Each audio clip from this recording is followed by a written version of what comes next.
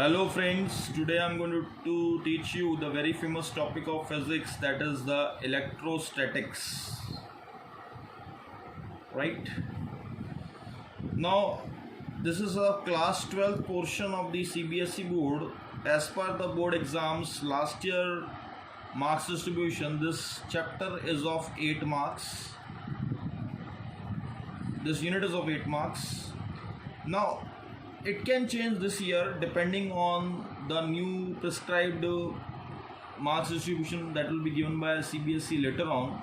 So right now let us consider this of 8 marks itself. So electrostatics consists of 2 chapters which are given in NCERT. The first one is the electric charges and fields.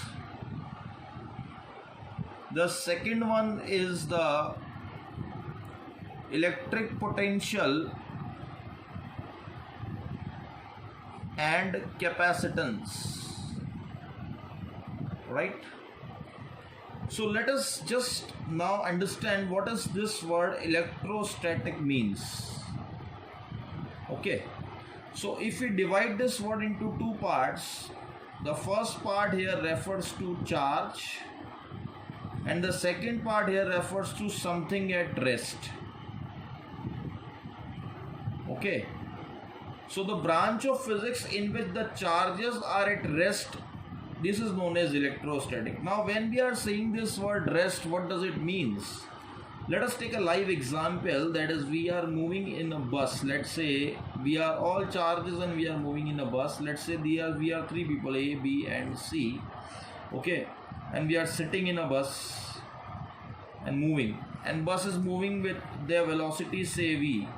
So if we look at each other, then we are at what? We are at rest with respect to each other, but the bus is moving.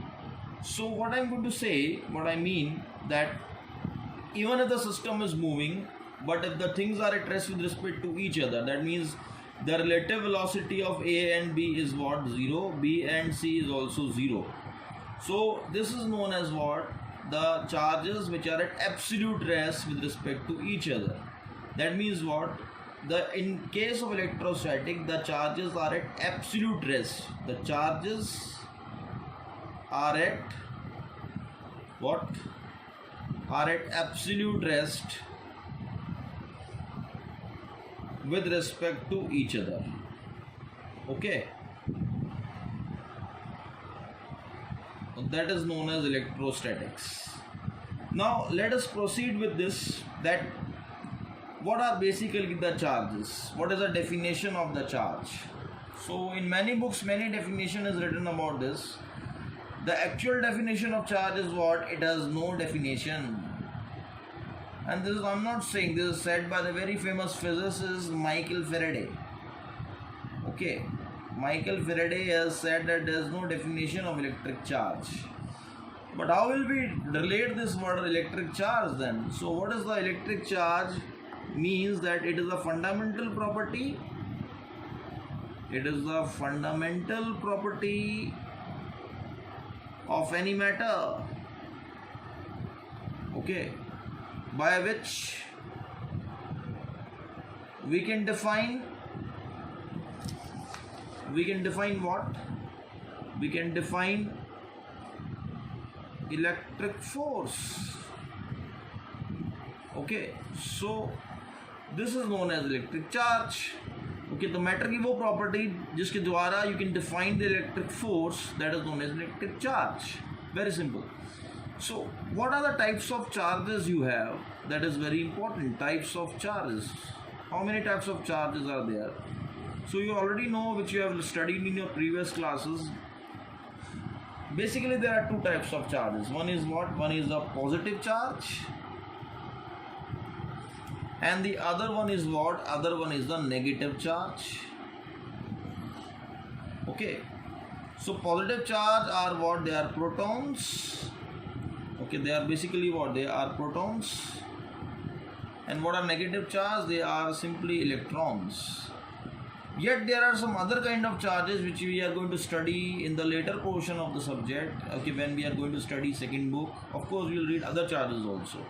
Okay, So let us now right now what we are going to study is about these two things, that is the protons and electrons. So the fundamental property of charge says what, that like charges, if are there, okay, they are going to repel each other. That means if two protons are there, they are going to repel, or two electrons are there, they are going to repel. Okay, whereas the unlike charges, if they are there, then they are going to attract. That means if the electron proton will come together, they are going to attract. Okay, so the next question comes that can be of 1 mark. It can be asked in exams, that what is the unit of charge. Okay, what is the unit of charge? The standard international unit of charge is what? That is Coulomb. C-O-L-O-U-M-B. Coulomb, the symbol is C. Okay, and what are the dimensions of this? This can also be asked in exams as a 1 mark question. Okay, the dimension of this is what? Dimension is what? A1, T1. These are the dimensions of the electric charge. A stands for current and T stands for the time. So A1, T1 are the dimension of the electric charge. In the square brackets you have to write.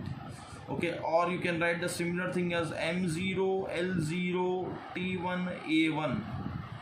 This is also the dimension of the electric charge. These two are same. These two are one and the same thing. Okay. Now, I am giving you an activity to do. What you have to do? Simply you have to go to YouTube and search what scientist on the search panel. On the search bar, you have to say search just this thing, MIT, that is the Massachusetts Institute of Technology. Okay, study of charges. Right? Please search this thing. You are going to find many videos shared by many scientists about the electric charges. Very interesting. You are going to learn about charges, many more things in deep. Okay. Because this topic is just a beginning, so I'm not giving you a specific link here of the video. Okay, in my other lecture videos I am going to share the specific link of the video to you. Okay, so that you can find some specific things. Now, dear students, the next topic which is very important regarding the charges is what? In board exams, this topic can be asked of 1 mark question. Okay, as well as 2 mark question. It is very important topic. This year also and last year also question has already come on this topic. That is the law of quantization of electric charge. Law of quantization of electric charges. Okay, very important law in physics. So what is this word quantization means? Okay, quantization is coming from this word quanta. Okay, and what does the quanta means? Quanta means simply packet. That is the meaning of quanta. So how will we understand this thing quanta? I'm just going to share very little information about this, and then in the next video I'm going to broadly classify this law. Let us just understand in a very layman's language first, okay, what physics is saying regarding this. See, suppose you have a bag.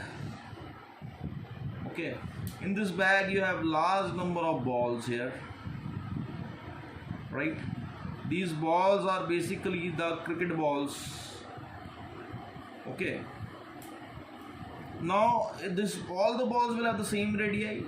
Okay, cricket balls, all these are the cricket balls. Cricket balls are having the same radius. Okay, all these are like balls. So if I'm going to ask you a question that how many balls you want to pick from this bag, somebody will say I'll pick 11 balls. Somebody will say I'm going to pick 19 balls. Somebody is so ambitious and he will say that I'm going to pick 1002 balls. Okay, but is it possible that can you pick 11.2 balls from this?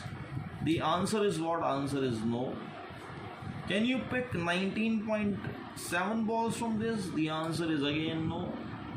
Can you pick 1002 balls from it? The answer is 1002.8 balls from this. Is it possible? The answer is no. Okay, because you can pick 1, 2, 3 complete ball only. So what does this law of quantization say? That if instead of this ball, all these are suppose what? These are charges suppose. And I want to pick the charge from this bag now. So the answer is what? You can pick the charge only in the form of integers. That is a complete number. Okay, it can be plus 1, minus 1, it can be plus 2, minus 2, it can be plus 3, minus 3, it can be plus 4, minus 1, and so on up to infinity, right? But it is not 1.1, it is not 2.4, that is not possible. Fractional value is not possible. So you can obtain the charge only in the form of integers. Now I'm going to discuss about this law as per the board exams point of view in my next lecture with some questionnaires. Right, till then you just see this video, understand, and also enjoy this little YouTube activity. I'll meet you in next video. Thank you so much.